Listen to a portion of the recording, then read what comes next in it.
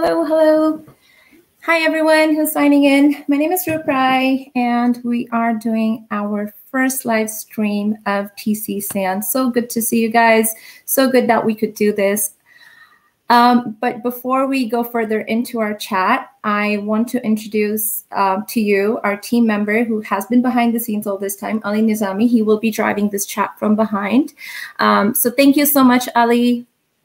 Wave at me from behind the scenes. Also, before we go further into the discussion, I wanted to add this down. That was Ali. That was Ali popping up. So before we further go into this discussion, I just wanted to add this quick disclaimer that this conversation today is not rooted in any sort of nationalism or patriotism. This is a conversation which has the context of speaking about the bias in the school systems here in Canada, especially in Calgary, and I'll tell you why. So this picture, I'm going to wait for Ali to insert this picture right there, right on point, Ali. So this picture was shared with me and our friends on a WhatsApp group by a friend whose daughter is in grade 3 in a school here in Calgary. He was quite upset, to put it mildly, to see this photo, to see this assignment being sent home with his daughter, who was, of course, equally confused about the depiction of India and Calgary, both of which she calls home in this picture. So I'm going to give you guys a minute to just have a look at it. This assignment asks to create a Venn diagram to compare the two downtown scenes, one in Calgary and one in India. I'm not sure if that is a fair comparison or not. That's what we are going to talk about further in the discussion, but I will let you make up your mind independently. I'll read out the questions real quick. It says, what are the pictures showing you? What are you feeling when you look at them? Imagine yourself in both of these places. Find the differences and similarities, at least 4 things in each part of the Venn diagram. Yeah, so I'm going to let you make up your mind while we discuss for the next 15 to 20 minutes or more, given that I have 4 guests on my show today. Once again, I just want to reiterate the point that today's conversation is in the context about the biases and the prejudices that might exist in the school systems here. This is not an isolated incident by any means. So we're not going to be bashing on one country. We're not going to have a rage fest against the entire school system or the teachers. This is more of a conversation whether there are more such incidents of bias in the school systems and how we can address them further rather than just having an angry conversation. Even if this picture or even if this assignment was of some other country other than India, whether it was Peru, Uganda, Somalia, we'd be having the same discussion here today. So thank you once again for joining in. I will introduce my guests soon enough.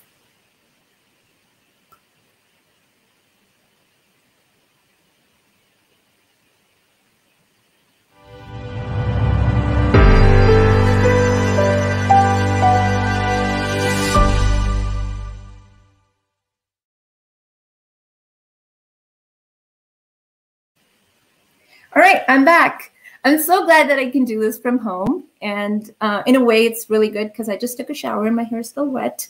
But here I am.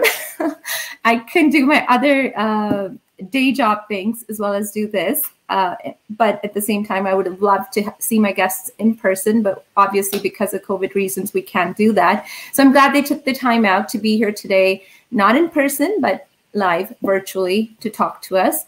So I'll introduce them one at a time. I'll go in the order of their alphabetical names. First up, we have Avneet Dhanoa. Do you want to bring her up on the screen? Hi, Avneet. Thank you so much. I love your lipstick. My pleasure. Thank you so much. Avneet is, well, she's a known name in the community. She is a teacher herself. She, I believe, graduated with a bachelor in Education from University of Calgary in 2010. and she has been working with kindergartners for a very long time. She's been working with children with disabilities. So she is full of resources. Like, she is my go-to person when it comes to anything Education System Alberta, CBE. She is my go-to, as well as one other person on the panel. I'm going to go off the track and introduce her first. Her alphabetically, she'd probably be the last one in the order, but Laura Hack. Can we get her on the screen, please? Hi. Beautiful as always. Laura, again, is a resource that I do tap into quite often because she is very knowledgeable about the education system. She also has a Bachelor in Education from University of Alberta, and she ran for school trustee, and she came quite close last time, actually, in 2017 in Ward 3 and 4, Laura? Yeah. Yes. So thank you so much for being here, Laura. Really appreciate your time. And also, we have two lovely ladies who are parents themselves and really talented, accomplished women in their own right. Gurpreet is here with us. Hi, Gurpreet. Hello. Gurpreet is a project manager at Shaw, and she's also very creative. She has an amazing Instagram page where she cooks. If the things taste as delicious as they look, I can't wait for COVID to get over so we can come to your house and taste them. Absolutely. And she also is a budding entrepreneur who is looking to set up her own boutique in her house where she'd be selling jewelry and clothes. Thank you. And we have Jaslin with us as well. Jaslin is also a parent. She's on the parent council. Much better than what I'm doing right now. I think all of us need to be volunteering. And hi, Jaslin. We need to be more engaged with the school system to learn more about it. But Jaslin is already doing it. She is a volunteer on the parent council of this Dalhousie Public School, I believe. Yes. And she also paints and she hikes, and she has a degree in... I did my master's in health and hospital administration, but from India. From India. Perfect. So we have these amazing people on our panel, so I don't have to speak much now. I'm going to let them take over. So the first question I have for you ladies is, what was your first thought when you saw this picture? I would start with Laura. Very biased. Very biased. It shouldn't have even come up. It's comparing apples to oranges. You don't compare a country to a city. And Gurpreet? Yeah, I mean, the first thing that came to me was it the best way to depict any of these two countries, right? I mean, be it Canada or India. I didn't see a sense in showing the best for the two worlds anyway. Mm-hmm. And of course, it just seemed a little bit lack of awareness, or something that needed to be a little bit straightened up in a way that probably this is not the right light you want to see any of these two countries. And on a lighter note, I was just showing around at home, and my brother just said that one just seems to be so happening, the other one literally seems a little bit depressing. So I don't know, that context I had not even thought. So, but it is actually how the two pictures, show things. So, yeah. And like I said, regardless of whether it is Canada or whether it's India or any other country, just having those two pictures, of course, give you that feelings. And then there are the questions that are listed alongside. It asks clearly, what does it make you feel? Yeah. And I do find it problematic. Maybe I should not say it as a host, but I do find it a little bit problematic, but we'll delve more into it. Avneet? I think the picture from India, I'm not sure what the teacher was trying to achieve there, because we also, what part of curriculum she was trying to touch. But at the same time, I think it should be a comparative picture of Calgary, where we could see some homeless people, or set the poverty line, the below poverty area in Calgary. So that would have been a more of a like a right context to compare. Whereas this is more one you're showing as, like a nice and a bright, and the other one is like a not that great, right? So I think if that picture of India was supposed to be used, for Calgary also should have been comparable. And if the teacher used or whoever used that picture of Calgary, the comparable picture should have been used for India. So you're comparing apples to apples. For people who are just joining in, Ali, could you please put that picture up just so that they can see what that picture is? And also, Jaslin, go ahead. Yeah, so as a parent, I was quite disappointed to see all this, especially this assignment. At that time, it came as a shock, as a surprise altogether. And there were certain reasons. I felt eventually that nobody was being able to achieve any objective out of it. From, if we see from the teacher's point of view, it was not a good research, poor material, and the kids, they are confused probably. And then as a parent, we were all upset to see all this, because as my other friends here also speak about it, that it doesn't show us that an apple to apple comparison. So that's the reason it disappoints you. For me, it was this assignment was a total disaster.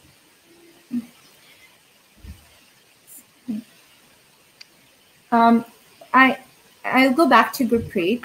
Gurpreet, I know your daughter also got this assignment, and right.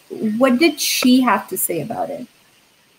So I'll actually tell you, because I am usually during mornings at work, and in between my breaks I go to her. So she had already started to do this assignment a little bit, and when I started to see, I asked her that what did you put in there, what were you thinking? So I'll just simply say the first thing she said was that it is so crowded in India. Like in the Venn diagram, she started to put things, and she said it is so crowded in India, and it is not as crowded. What the context I want to give here is that there are like when you leave a child to their own imagination without giving them the correct, pointers to start thinking. Like there should be maybe a pointer in the slide where you see all of these pointers. You could talk about what you feel about the population or how densely each country seems populated through these pictures. Things like these that have been clearly mentioned. So I still feel crowded, and words like that do not really define a country, right? So, and again, coming from a third grader, I can't really expect her to use amazing vocabulary. But what actually disturbed me later was the day after, when this was being discussed in the class, and she said somebody mentioned that India's story. And those are the things that I guess absolutely, makes anybody curious, right? Because coming from a living condition which is not dirty, and of course, there are economic disparities in India coming from such a huge populated country, and aggressively developing. It is still a developing nation, but it is aggressively developing, not to, mention that, not to forget mentioning that. So I guess it always leaves an image with everybody. And that is what we need to rectify more than anything else, because a person who would not visit India will never see India in another light than, these are my first impressions of anything. Like, kids make their impressions, and I guess it's too hard to sometimes be broken. And there are other things that we need to learn about cultures and countries than just, feeble things like this. Assume. Yeah. And have those biases and prejudices passed on from generation to generation. Right. Yeah. So I'll go to Laura with this. That, of course, like we were witnessing this incident of obvious bias, as at least we perceive it. You see it from an outsider's perspective. You see it also from an educator's perspective. How do you? I do. Yeah. So what do you say to that? What do you say after what you hear from Gurpreet and Jaslin and Avneet and me, of course? So what are your thoughts? My thoughts are things need to change, and how do we go forward, and how do we implement change? at different levels. And for myself, I see it at 3 different levels. First being at CBE, there are things that we can be doing. Second, at the universities. I myself went to the U of A, Avneet having gone to the U of C, both in our province, education degrees. We need to change it there. And then at the provincial level, dealing with curriculum and wording around curriculum. That's what sets teachers up to flourish or fail. So I see 3 different ways that we can change this. CBE level, we need to be changing policy on who's hired, how we're hiring, what we're looking for when we hire. Racial bias is something that we should be screening for. Within the schools, once teachers are there, we need to have things going forward like guest speakers, being implemented in the classroom this year with COVID. I know they can't physically be there due to policy, but call in, we can video chat in, having experts on this, because some teachers we're having issues with not 100% expertise on all these subjects. We also need to make sure that teachers on their own are not being shuffled from grade to grade to grade. You wouldn't expect, say, an engineer to be doing pipeline engineering, to go and make structural changes for a bridge. Very, very, you need expertise on that, and the only way to achieve that is not by bumping them class to class, grade to grade, every single year. So I didn't even know that happened. I mean, see, these things, you don't think about them. You don't think about them. Like, now that I think about it, yes, my daughter's teacher who taught her in grade 3 is teaching a different grade this year. So yes, this does happen. And of course, I mean, you take an X number of years, I think, to learn a curriculum or get to know your curriculum better and to develop it in a certain way. And I believe CBE doesn't set the curriculum. The teacher has ownership on it. Yeah, okay. Correct. The curriculum is set provincially by the provincial government. They're going through a big curriculum change right now. But that curriculum, some of the curriculums that are implemented right now are older than I am. If they're not living documents, which they should be. Society has changed drastically. So why is our curriculum stagnant? And also, this assignment that the teacher sent home is not being sent by every teacher in grade 3 all across Calgary. No, it's just this one particular school. So the teacher has control over the assignment that she's sending home. I'm going to quickly speak about the reaction to my friend who objected to this assignment being sent by the teacher. I just spoke to him today, and he said that the teacher did not pull the assignment back. She did not apologize readily, but then she came around and she apologized if she upset him. And also she updated the assignment, and she gave her students the option of choosing the one that they're already assigned or the one that she updated later. But she did not pull the assignment back. What do you say to that, Avneet, as an educator?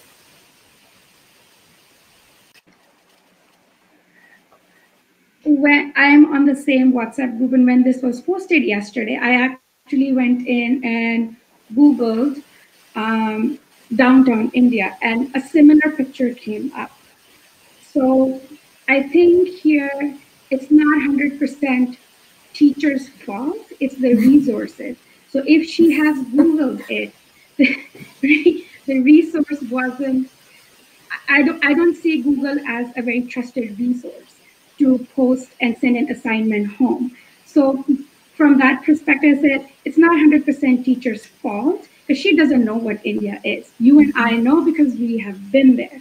So for me to sit here and say something about Peru or Belize or Uganda would be unfair. And just Googling it and sending a picture, I might do the same as a teacher because I do not have a trusted resource.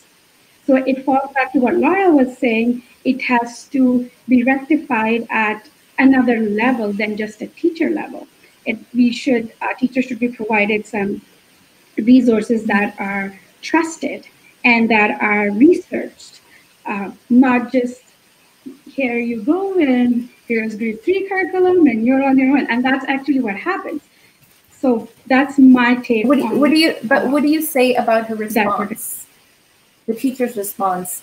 Yeah. The teacher what would you do if you were the teacher, and if someone came to you, let's say you posted about Somalia or some other country, and a teacher or a parent came to you and told you that, hey, this is not correct, or this is not sensitive to my perceptions of my country or where I come from, or where I moved here to Canada from as an immigrant.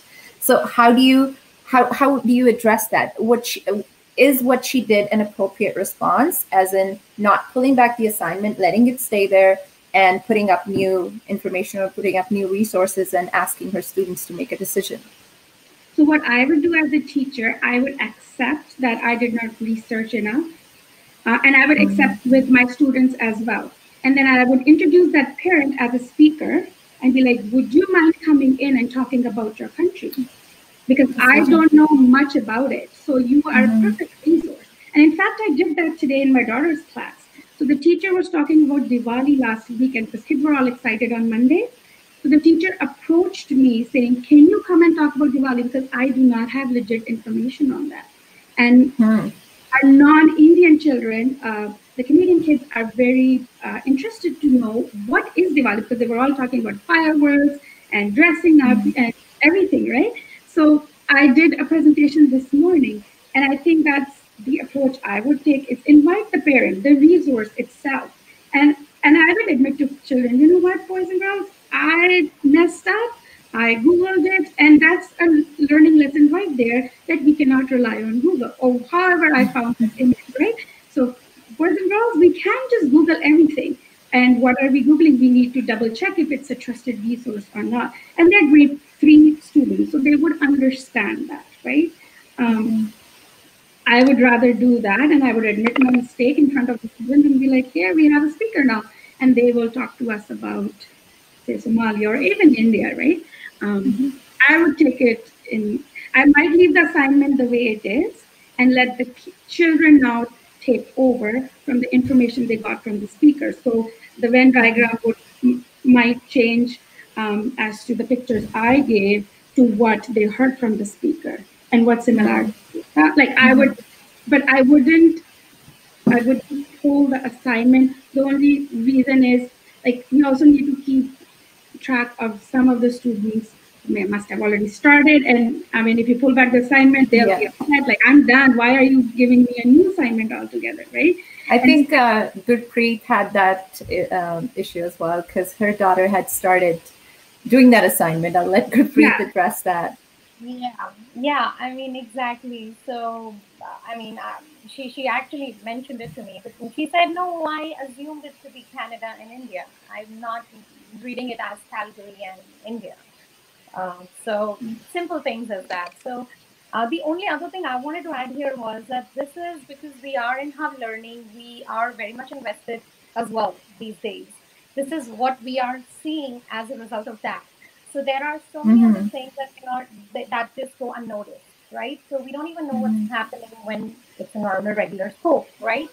There are opinions formed. There are things that might not have been done the right way, or would have been done in a very elaborate, nicer way with some teachers, right? So it depends how much research you put in any subject. So, or maybe my daughter was in grade 3 last year, and she did Peru, and I don't know what pictures they were showing them. I don't know anything about it. I'm more aware of what she's learning in school this year. Do you have something to add to it, Jaslin? Yeah, a few things actually after listening to Avneet, Laura, and Gurpreet. So, first of all, the major issue which I think was that, as even Avneet said, anybody, it's not human teachers, anybody in the world can do the mistakes. But the lines I have been hearing from my kids always is that the mistakes are best, mistakes are wonderful because you learn through it. So that's the best part out of it. But here the problem was that it doesn't seem like that the teacher has taken up the full responsibility here. Like, still not, any apology that yes, the mistake was being done, it's being accepted, and then leaving it to certain options, like Avneet said. So bringing up as a speaker to that person and then sharing it with it. But if I go a little bit back to it, then also, if I am looking about for something or searching for something for which I don't have a knowledge enough, I probably would like to take some little bit of a help from maybe my friend or some family member or somewhere else where I can trust, and I know that that person might have a better knowledge than me, and then prepare something which is reaching to the kids, to the parents, to many other people, as we talked earlier as well, because it's individual personality perception. I mean, the teachers who are preparing the material, it's not coming up, as they also mentioned, not being given by CBE or anybody. It's the teachers who are preparing the material. So the quality of material, the way they are preparing it, it matters a lot. So those are the things. Perhaps more supports need to be provided to the teachers. Yes, and being more sensitive also, because we are talking about certain things, about the people, the background they are coming from, the culture they are coming from. So when we talk about those things, when we touch upon those matters, I think we need to be a little more sensitive as well. And there is no harm if we collect a little more better extra information on that as well. Laura, is there any inclusion training currently with the CBE, like Jaslin mentioned, or is there any sensitivity training happening right now? As a whole, I'm not aware of. There needs to be, and there needs to be things like PD sessions on looking at racial bias within the curriculum. So with your team of grade 3 teachers, we should all be looking at this and working together, multi-schools, looking for racial bias in this. Even mentorship between old and new teachers, you're going to find different biases, whether that be gender or racial or any of that. The mentorship there, the mentorship within the school and outside of school. So having knowledge keepers. We have elders within the school, in my daughter's school right now, who come and speak to it because they're knowledgeable on their background. So why can't we have that, and not expecting teachers don't know everything. We don't. We're human. Okay. But being able to find resources and having resources available to us through CBE would be beneficial. And is there any way currently, like I spoke to one of my friends who is a teacher herself, and she is on the anti-racism board with the government of Alberta too. And unfortunately, she couldn't join us today. She has her son's recital. But I spoke to her and she said that have this conversation, record it, and then send it to me. I want to listen to it, and then maybe we can take it forward somewhere. So perhaps there is a path that needs to be, I guess, forged or taken. Are you guys aware of any such thing that's happening in the community, in the teaching community, or in the even in the local South Asian community? Something that maybe will be helpful for the parents in case they come across these incidents. Avneet?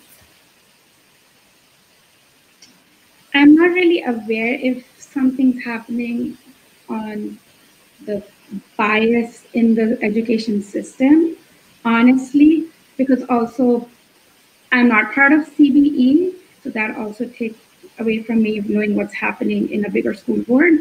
But at the same time, I think if something like this happens, if you're wondering like what should a parent do going forward, would be I would just go straight to the teacher and talk to the teacher.